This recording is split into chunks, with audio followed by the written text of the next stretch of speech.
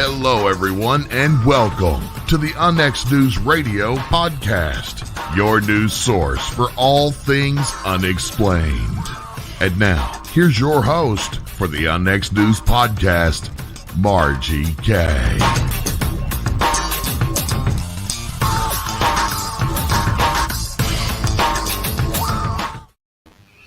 Good evening, everyone, and welcome to UnX News on the UnX network.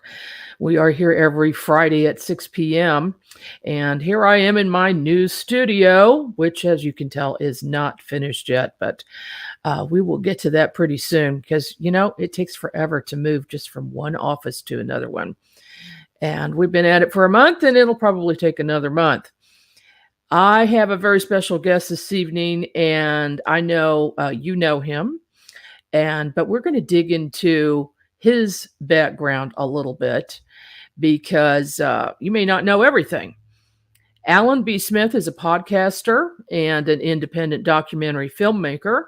He co-produced the documentary Born Equal, which confronted the many religious or spiritual perspectives on LGBTQ rights and marriage. He has also served as co-producer on the documentaries Sounds of the Dead, EVP, and Life After. His foray into paranormal media began in 2015 as a guest host on Ken Cherry's Epic Voyages Radio, where he also served as technical director.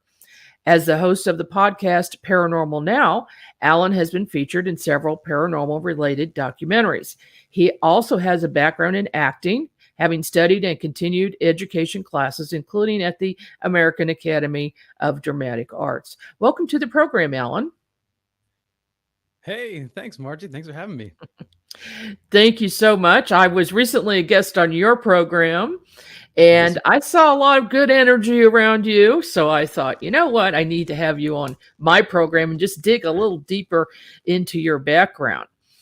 And you do mention on your website that at the age of 12, you had a life-changing experience. What was that? It was a UFO. It was literally an unidentified flying object, but it was a co-witnessed event. So we're two friends in the back of a car going down a New Jersey highway. If I remember the name correctly, I think it was the Old Man's Highway or something like that, but it was parallel to the New Jersey Garden State Parkway. So not actually the Garden State Parkway, which was much more desolate, less light pollution, lots of trees left and right. So we're just staring out the window, and then I'm not sure who noticed it first, but one of us just noticed some kind of bright light, like a star, in the fore ahead of the background of stars that you typically see in the sky. It looked closer, and then we saw there was two of them. And then they moved in a way that stars don't move. And then one of them in particular, I remember, it darted from one part of the sky, like a streak across to the other, stopped on a dime, streaked back, stopped on a dime, and then took off into the upper atmosphere like a shooting star, but in reverse. So wow. There's no doubt in my mind that it wasn't a bug. It wasn't a flock of gulls. We grew up on the the beach and the Pine Barrens, like right in between, the desolate, deep enchanted woods and the wide open space of the ocean. So we were used to looking in rivers, looking into the sky, looking between trees, swimming underwater with our eyes open. So we just grew up around nature and identifying just the world around us. So it wasn't a case of misidentification. It was just unidentified, but it certainly defied the capabilities of known craft at the time, for sure. Oh, certainly. There isn't anything that does what you described. So was that your first UFO sighting? It was, and it technically was my only. However, fairly recently, my wife and I were driving upstate New York coming back, and we were driving. I was on the driver's side, she was in the passenger side, and we're on a highway. And on the highway in the medium to the left, as we were approaching, I saw some kind of craft, maybe like an airplane, right? And so as we're driving, it looks like it's hovering. But you know how when you're moving, towards something else moving, it can create the illusion that it's hovering, but in Right. fact, it's actually moving. So that was my first inclination. But it did seem like it was hovering in place. And we drove by, and it was right there to the left of me. I could look right out my window up it as we're going by. And my instinct is to pull the car over. But the problem is we're on the left side of the lane, which means I'd have to like cross lanes and, cut all these other cars off, hit the brakes really hard to try to catch this thing. And the second thought was, can I grab my iPhone and take and I've talked to Race Hobbs about this, about my inability to quick shoot and how I need to improve that. And I couldn't get it. So it was this lost moment. It was super fast. I'm pretty sure it was one of ours. I'm pretty sure it was a man-made plane of some sort, but in the way it was behaving, it was odd. And it seemed like it was some kind of odd, unknown tech, perhaps, that someone was playing with, and just kind of hovering over the medium. You could just see the lights at the bottom, coming down, and just I could just barely see the perimeter of the craft. And so I don't really know what it was. So I can play around with the speculation that it was some experimental craft, but maybe it was just, an advanced airplane. I don't know. Or jet. When you were at any time of your life, but I would say childhood, did you have any psychic abilities? Did you notice that you were seeing or hearing things that other people weren't, or have imaginary friends, things like that? Well, actually, the same friend that saw the UFO with me, we actually had a shared imaginary friend. But truly imaginary. We created this fairy tale world around this character. But the interesting thing about the character is that he could come in between these different dimensions through this light doorway. And we would play in the front lawn, battling these. His world was threatened by these other creatures, and we call them spy hawks for whatever reason, or skyhawks, which is literally what a hawk does. It flies in the sky. But in our minds, it was like these big black winged things that were coming to attack these creatures, and they were actually kind of diminutive. And we would help battle and fight these things, and as we grew up, it was little by little, we're like, yeah, we're just making this up. This isn't real. But I am totally open to the idea that maybe at the youngest stage of this, did we perhaps see something that was there, and then our imagination just built a world around it.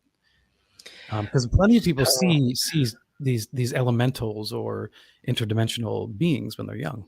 And how young were you when you first noticed it? I think we started this around, I want to say 6 years old. 6, okay. I have a gut feeling that you probably really did see something interdimensional, and then later on, your more grown up mind, your older mind, kind of thought that was something imaginary. Because you do hear, and I know you've probably talked to many people as well who had imaginary friends as children, but then when they're older, they're kind of reevaluating this and saying, I wonder if that was so imaginary after all. Exactly. Have you found that to be true? I think overall that's definitely rooted in truth. I had a friend who in our teenage years, must have been around 16 years old. Her and I were talking. She lived down the street from us, and she was talking about her ability to see auras and other such things, and she did not want it. It made her feel like a freak. In those days, being called a freak was a bad thing. Yeah, now we embrace the term, but that's how she felt, and she felt it was like this ability that she didn't want. It made her feel different, and she almost didn't want to see what someone else's energy was like. Kind of like ignorance is bliss. Yeah. And so she worked to let it go. Like she said it was starting to fade, and she didn't work to keep it. She just wanted it to go away until it did. Yeah, you can block that stuff out, especially if you're afraid of it. and usually that's the reason. It's too bad because luckily my parents were very open-minded, even though they didn't see what I saw or hear what I heard, but they were open-minded about it. How did your parents treat things like this with you? There was never, they just let things go. So if it was imaginary, fine. If when I was after this UFO sighting in particular, I did start with a different friend, a group called the Spy Patrol, and we'd run around the neighborhood with our notepads and like investigate the abandoned house or something we found in the woods. Maybe it was a campfire, and we speculated it was witchcraft, or it was probably just a bunch of people drinking beers in the woods. But we built these stories around our investigations, and part of that was, have you seen a UFO? And I would ask family, friends, and members their story, and I would write notes about what they saw.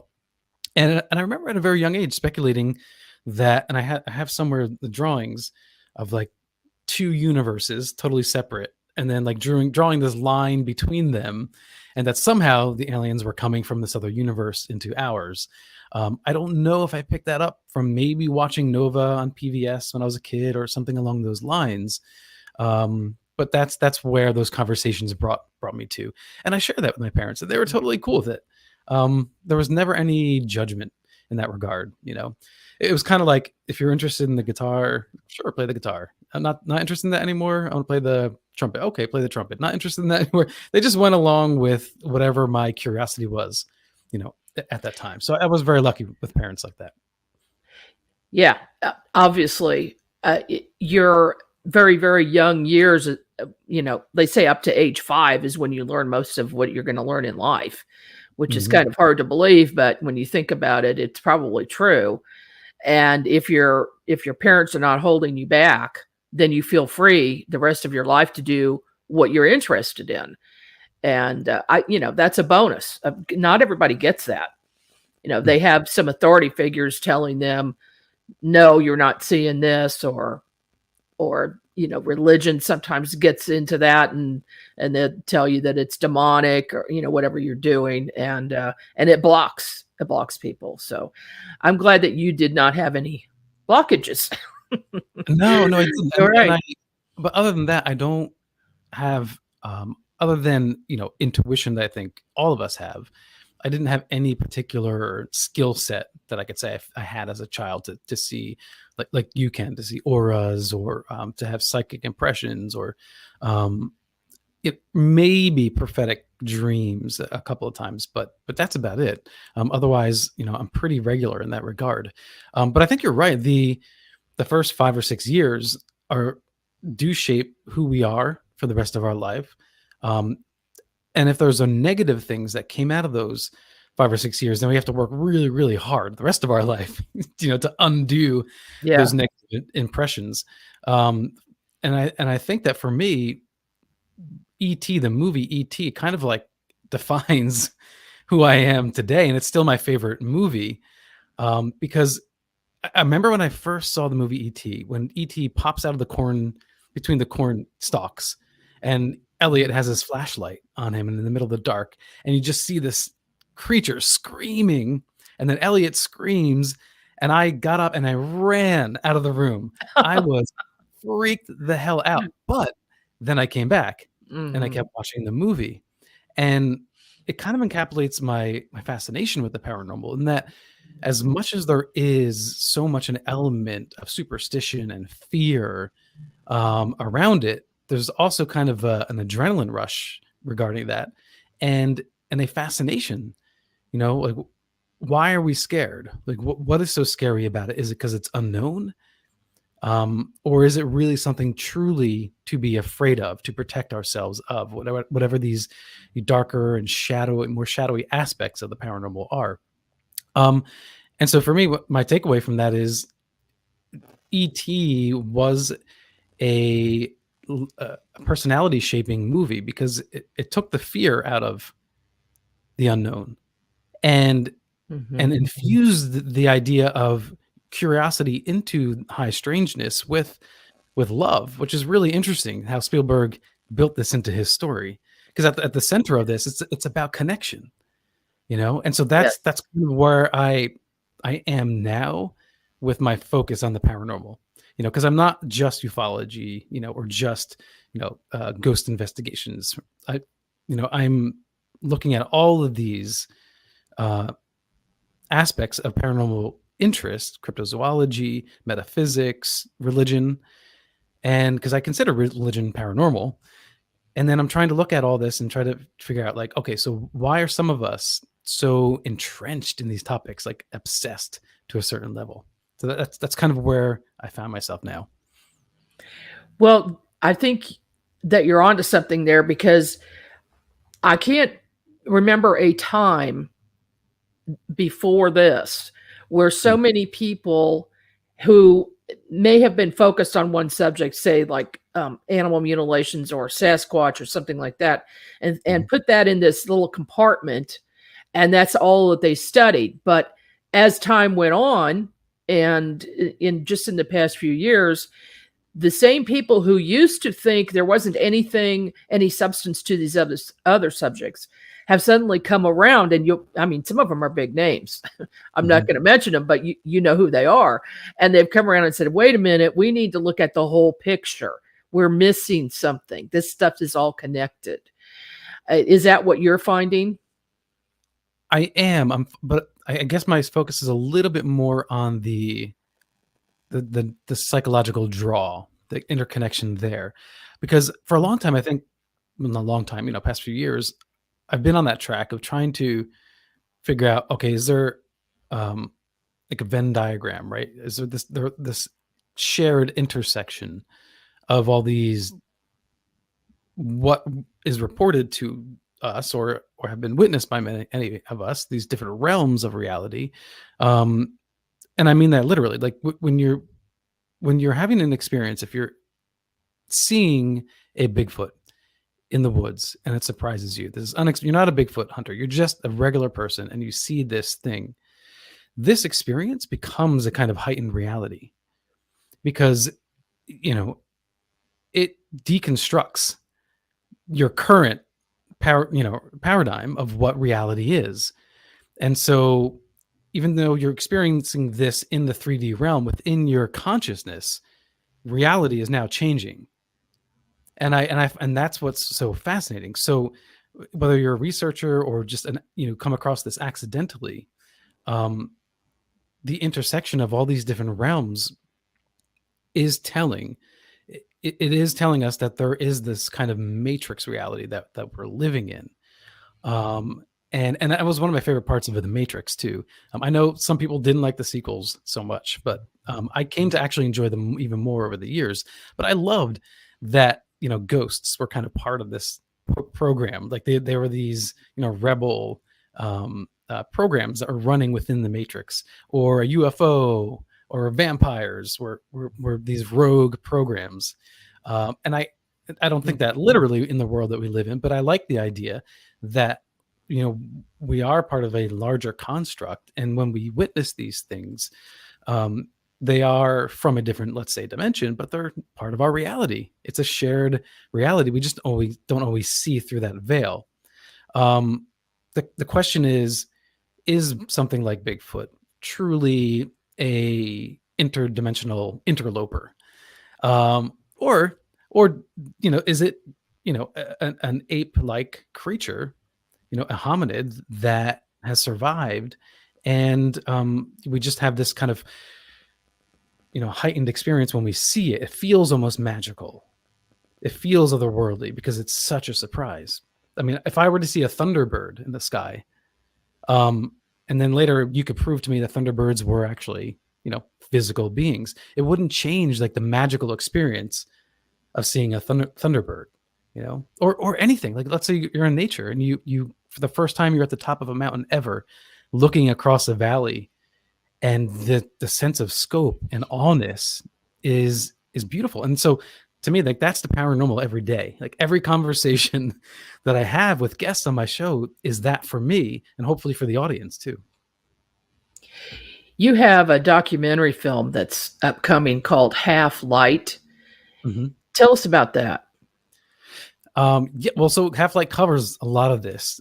It includes interviews with Race Hobbs from UnX and AJ Rasmussen, Mark D'Antonio, Ryan Sprague, Tiffany Mack, a friend of mine, Camille. She's a sensitive. So all these people who, Peter Robbins, Cheryl Costa, fellow New Yorkers right on New York, they bring to the table their own personal experiences and explain not only why they think the paranormal is important, but actually how it served them.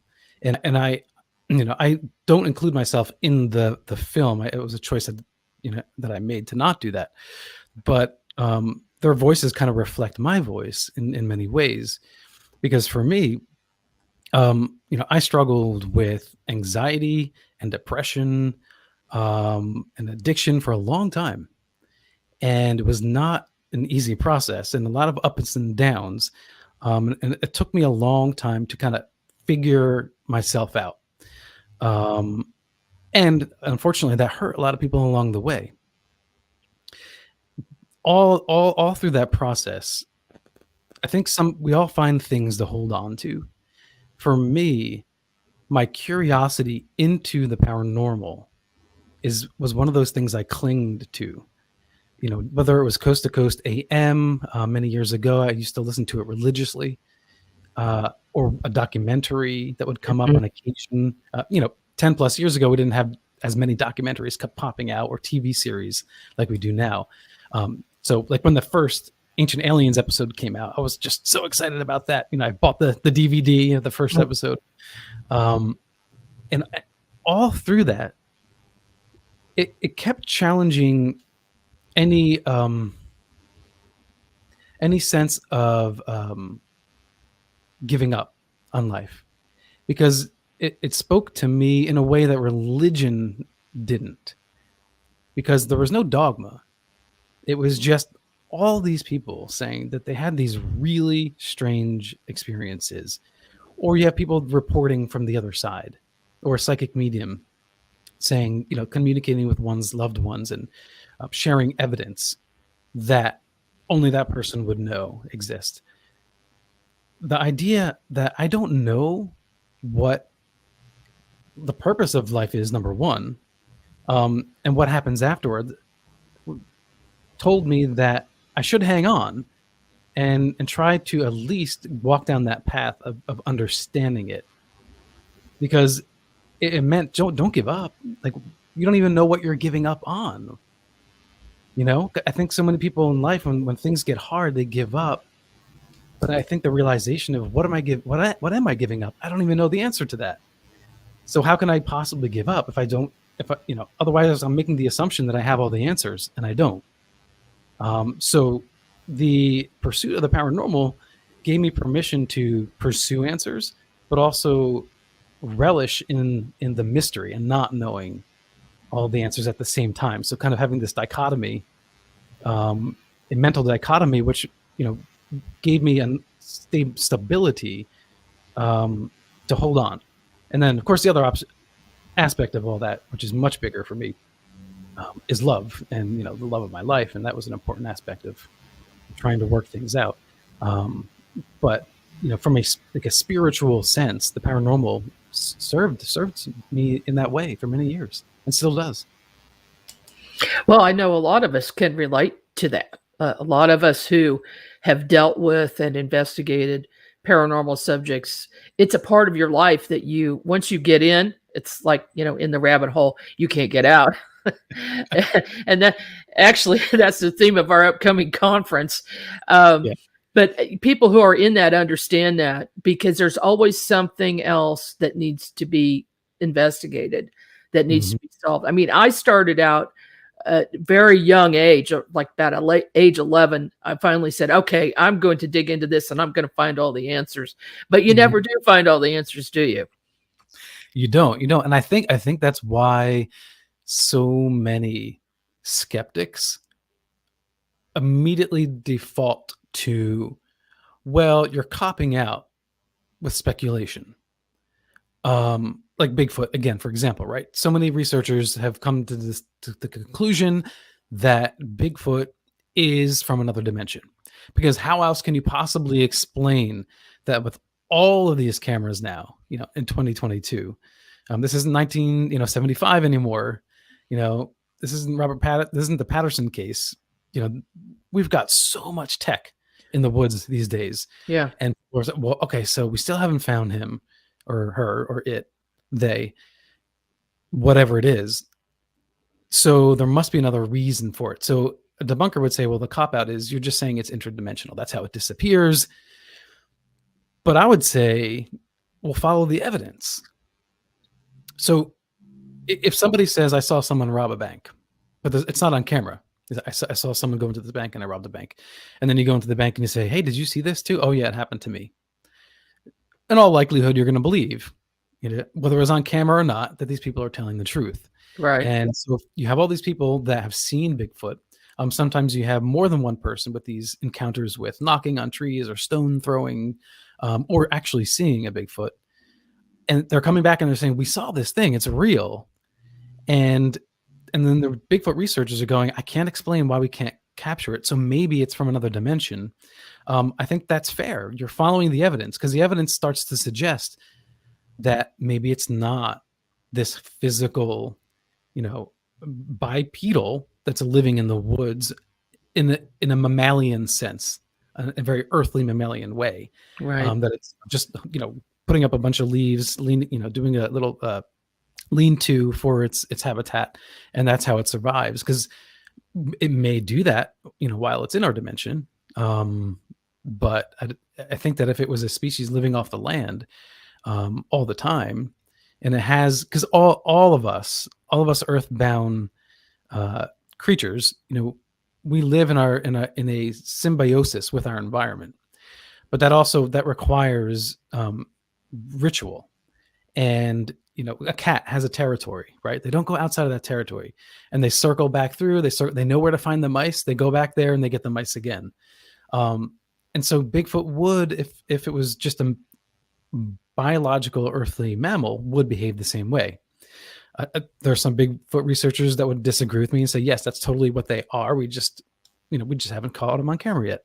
I would say that because you haven't caught them on camera yet, it increases the likelihood that maybe this other thing is real. And I think that's why speculation is okay. Unfortunately, debunkers don't like speculation. They don't want to be in that place. It makes them feel uncomfortable. Well, they speculate themselves. They do on the opposite end. It's okay for them, but not for us.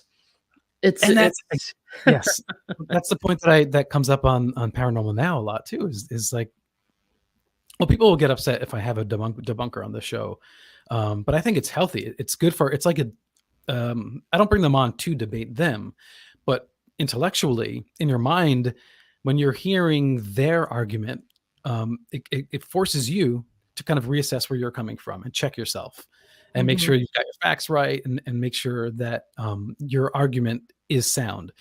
So I think it's really healthy. Mick West is the perfect example of that. Paul Eno, who was on recently, I love Paul, a great guy, but he does not want to go into speculation realm at all. But he's very kind to the pursuit of paranormal. I wish we had more skeptics like him. But yeah, so my brain needs to be challenged, and oftentimes in those challenges, there's that reflection from the skeptical side that, wait a minute, you're speculating too, because you don't have the answer either. So you make this supposition as to why you don't have an answer. Well, so am I. I'm making a supposition. I'm speculating on a potential explanation for X, Y, and Z. We're just coming at it from two different sides. So hopefully one day we'll all meet in the middle. Yeah. Well, I came into this thinking I'm going to find hard evidence. I'm going to find, a piece of metal, and it's going to be proven that it is not from this world. And so that's proof that we had alien visitation. And then you find out, no, it's not that simple, because a lot of those things have been found, but then you still have the group that doesn't believe it. the skeptics. In fact, they don't even look at the science. They don't even read the reports. And because they have put a block up and said no. And so I don't pay any attention to those skeptics. I give them no credence whatsoever. But if somebody is skeptical, that's different. They want to debunk, say in a paranormal investigation, you want to look for the answers, what could possibly be a mundane thing, to start with, and then go from there. And then if you're left with unknown, then you put that in that unknown category. But we're only limited to our experiences, and then you have to throw in that there's a belief in something after that, like interdimensional. There are a lot of us who have had interdimensional experiences and seen interdimensional beings, but how do you prove that? Hard science. You cannot, because it's a level of consciousness that's involved in that. Are you finding that? Yeah, and consciousness is the major factor here. And I think that most people in the paranormal world are coming to that, thank goodness. Dr. Bob Davis, who I've gotten to know over the years, he's very prolific in his explanation of a scientific understanding of the potentiality of consciousness. And he's in the Sounds of the Dead EVP documentary that I co-produced. He also has his own documentary coming out soon. And he's written for free in the Beyond UFOs book. He wrote some pieces in there as well. And I think it's people like him that will help give a little more credence to its consciousness. Might actually be that liminal space. It might be that's the liminal realm where the Venn diagram meets, where everything crosses over. And if that's the case, then here I get confused because I had a recent guest on recently talking about the skull experiments, and that these people had seen this kind of dark, dreary, almost evil-like world. That was their experience crossing over. Not that there wasn't anything else beyond that, but it's a scary place, not unlike a purgatory. And then you have lots of other people who have a very different experience of near-death experiences or crossing over. You have psychic mediums that, tell you what they're seeing, and that doesn't seem to match up with, this other, scarier experience that someone else had. So that's where it starts getting confusing for me, is that how do we bring all of these otherwise disparate ideas together? So I think it's just like science, like physics, quantum physics. The more questions you ask or the more evidence you find, it just opens up more doors and poses more questions on the nature of reality. So again, that's why you have to be comfortable not knowing the answer, because one answer may not actually be an answer in and of itself. It just opens the door to another line of inquiry, which is why we have to keep trying to understand what's going on here. And that's where I think the philosophical aspect of all this is really important. And I tend to find myself there, because I'm not out there with a camera going into the houses and hunting ghosts. I'm trying really hard to understand what's going on here, intellectually and spiritually. So philosophy is a huge part of this, because the earliest form of science was philosophy. It was not understanding how the reality of the world worked, and so you were trying to explain it in the best way you can, not understanding the quarks existed. I mean, 1,000 years, no one heard of a quark or an atom, and so that's, I think, where we are. Like Mark D'Antonio, says that today's paranormal is tomorrow's future science. So we're the philosophers, many of us, and so we have to do that work and pose the questions so that the scientists can hear what we're saying and use that as a platform, to create a hypothesis. or a thesis statement, and then work the science from there. But it's like, again, it's like until you have the right technology or the right focus, how do you even start there?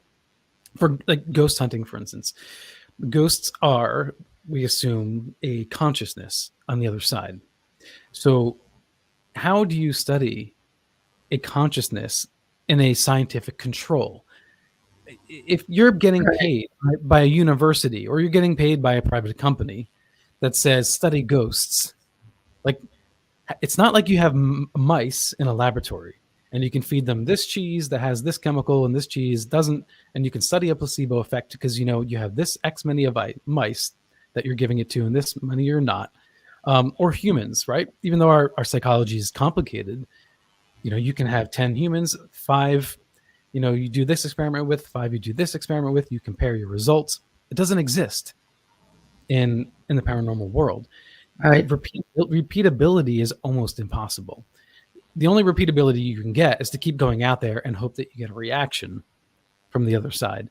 But you have no way, you can't ask the reaction, that other entity, hey, I'm doing this study. Can you show up on Friday at 5 p.m.? It's not on demand. Not on demand, yeah. At all, no. And oh gosh, who was it recently? Ron Yakovich makes a really good metaphor in this regard. If your father or relative, anyone that that would call you semi-regularly, calls you, you say, okay, they call it every so often. But if you want to do a study and you say, okay, I'm going to call them and see if they pick up the phone. And then you call them, they don't pick up the phone. The next day you call them, they don't pick up the phone. You do this over and over again. For 3 days, they don't pick up the phone. And according to your study, this person doesn't pick up the phone. But that's not true. They're a consciousness. They have their own life to live. And so they might be on vacation. They might be in the jungle of South America somewhere without phone reception. And now the study's over. It says, look, this person either doesn't exist or they don't pick up the phone, and that's just who they are. That's their behavior. But in reality, if you wait and do this long enough and just keep doing it over and over and over and over and over and over again, eventually they'll probably pick up the phone. But the problem is they are their own consciousness. They can do whatever they want. They have no obligation to this other person who's studying you making phone calls to your father. So I don't know how. I think that's like the $1 million question, is how do we study this phenomena in repeatable fashion? How does someone else observe what a psychic is doing while they're communicating with someone from the other side in another dimension? How can we get in their brain and observe this? I think that's probably the next step. And I'll bet there are some advances as far as that's concerned. I know that our government has been doing some things for years on that. I mean, look at pilots can put on a special helmet and control the plane with their thoughts. So someday maybe we'll get to that point, but it's not anything that's been made public as of yet. Right. It's kind of like, do you remember the series Fringe? J.J. Abrams series. And they had this, it was like a mirror or something that you could look into and you could see another timeline. You could see a parallel universe. And that's the kind of technology, that's the only way I can imagine that we can study this phenomena. Because if you don't actually see what it is you're studying, there's no way to make anything of it. You have a camera here on the investigator, but we don't yet have a camera on the other side. And so something like controlling a plane with your thoughts on a helmet 100 years ago, that would sound utterly absurd. Right. I mean, even scientists, physicists would probably laugh you off your platform. It just no, absolutely not. Maybe H.G. Wells would be down with it, but so I think whatever that technology is, that might be 100 years from now. It might be 200 years from now before we have the tech to detect these other dimensions that we think might be there. Yeah. Yeah, exactly. I mean, that's an issue for, I think you get to a certain point in working in this field where you think, oh my gosh, I'm never going to know this. I'm not going to find it out before I die, And it's like a little bit of a panic about that, because it's so difficult not knowing everything. You want to know the solution. You want to know the reasons. You want to know how things work, and that's it's just never ending. But the pursuit itself is fun, as you mentioned earlier. It keeps, it gives you focus. It gives you a purpose, and there are a lot of people interested in this, or they wouldn't be listening to our programs. Exactly. I think that the debunker, because I can't speak at all behalf, but I think the debunker or just the average person decides, I'm not going to entertain these things because I can't get absolutism, and it's a way of sort of being, it's too frustrating to pursue because I don't get the answer, so I'm just gonna not believe it. It's easier to not believe. I think a lot of people go down that road. Oh, sure. Even It's now, more comfortable. way more comfortable. Even now with the proliferation of news coverage of the UAP phenomena, there are still people, when asked on the street if they believe that UFOs could be from another planet, and they still laugh and think, no, that's ridiculous. Even if it's covered in the New York Times. Yeah. Even if the Department of Defense admits, yes, that was our footage, and yes, it's a UAP. We don't know what it is. We don't know where it came from. And the fact, after all of this, the past 4 years, you still have people that just don't want to accept it. And I think it's the analogy that I use is when airplanes were first coming about in usage. People heard about them, but they didn't see them, but they heard about it on the radio. They read about it in the newspaper, and they still wouldn't believe it. They couldn't accept the fact that humans could fly in the air until they started seeing them regularly. And then their consciousness was finally like, oh, I can process this. This is real. But in the beginning, there's a sense of denial. And then I think also a sense of shock when they first see it, because you don't know what it is. So I think that we're kind of in that early phase of the UAP phenomena. Like, we're reporting on it. We're telling you these things are real. It's just going to take some time for people to accept that. And I'm sure people are going to go to their graves and just not believe it. Yeah. My uncle told me a story when he was a kid. He was born in 1921. And when he was a kid, they lived in a rural farm in Missouri, in a, rural community, and somebody got a car in the area. Now they're used to horse and buggy, traveling by horse everywhere. His parents told him, oh, that car, that thing is just a fad. That's going to go away. And because that wasn't part of their reality, they were comfortable with what they knew and what they had.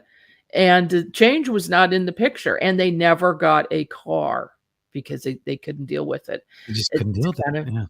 Yep, kind of the same way. But it reminds me of I'm sorry.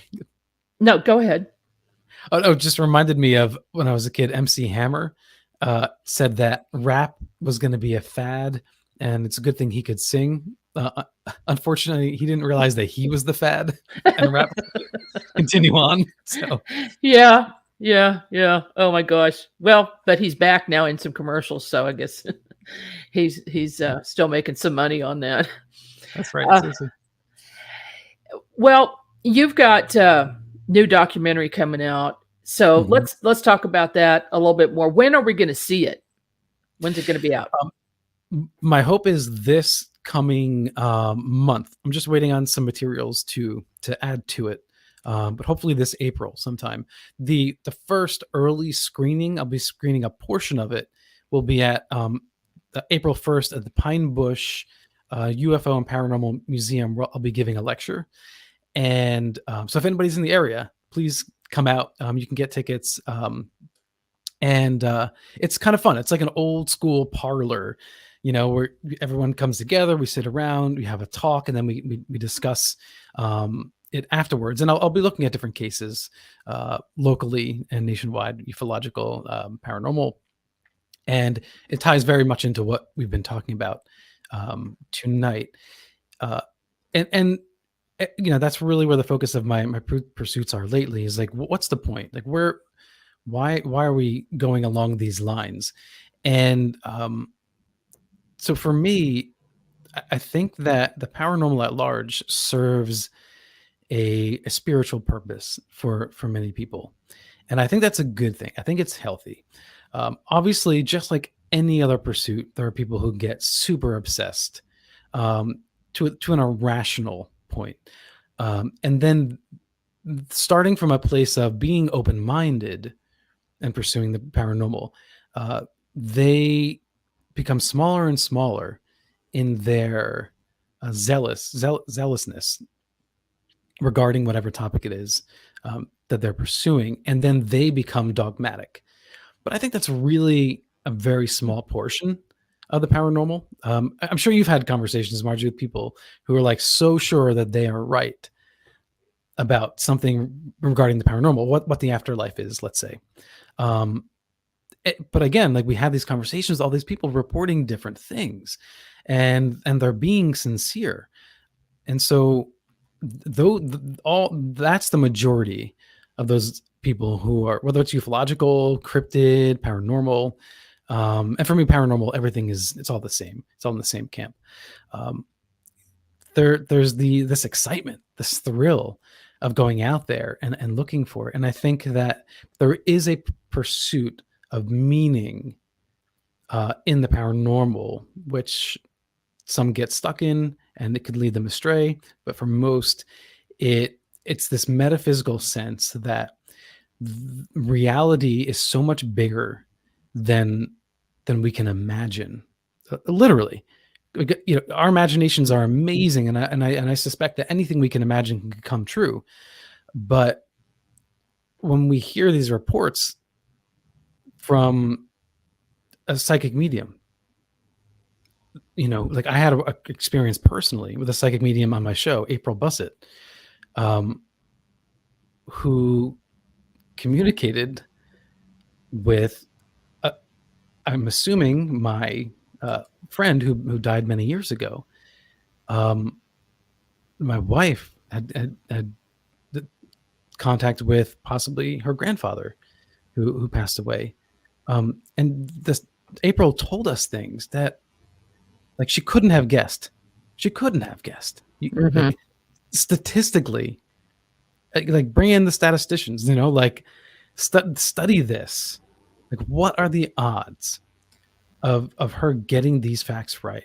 At one point, she was discussing, her grandfather and an inability with to move the legs, and then she was like, yes, he had a problem with his legs, and then she kept pushing through, and she was like, there's still something else with legs, and she's like, does he have a brother? Yes, he has a brother. Did he have issues with his legs? And we weren't sure, kind of going back and forth, and April just wouldn't, like, give up on this. She's like, there's something with legs. Like, were they paralyzed?